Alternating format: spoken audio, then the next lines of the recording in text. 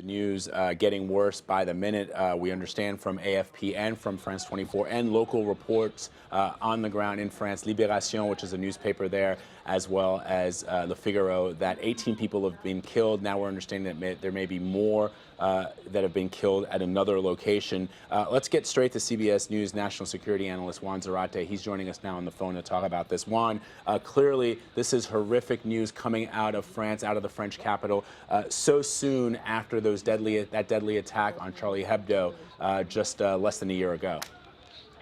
Absolutely, and it's certainly what French officials have feared in the wake of those attacks and all of the arrests that they've been trying to make to disrupt cells and networks of concern. In some ways, this is the worst nightmare of Western capitals, to have multiple attacks, multiple gunmen, perhaps coordinating and trying to hit multiple sites in a way to maximize both the human toll as well as the terror in a city like Paris.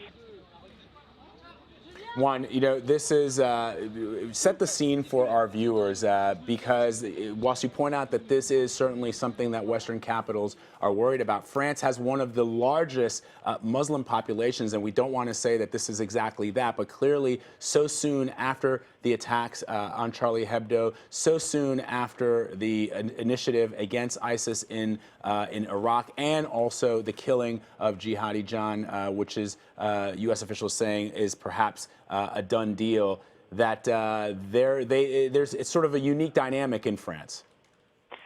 It is, and Vlad, we had talked earlier in the day about the heightened pace of counterterrorism activity and terrorist activity, that we were really in a heightened state of tension because of what was happening around the world, to include a number of arrests that had happened throughout Europe just in the last 48 hours.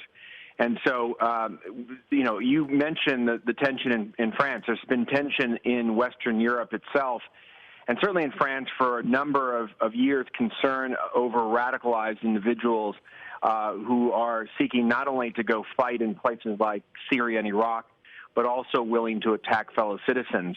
And so, again, this is why French counterterrorism officials and security officials have been very worried about this. This is why in the French parliament, after the Charlie Hebdo attacks, they were voting to increase surveillance.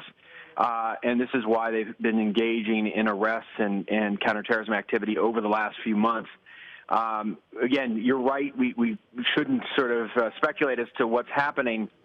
But it's fair to assume that you have a fairly coordinated and vicious attack in France, and that those types of attacks in recent history have been motivated by violent Islamic extremist groups, and may in this case be motivated by ISIS.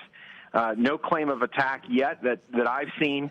Certainly a high degree of ISIS Twitter activity that we're noting already, but the problem in these types of situations, Vlad, is that you've got a little bit of fog of war context, and we're still learning what's happening, and certainly if there's additional tragedy to come.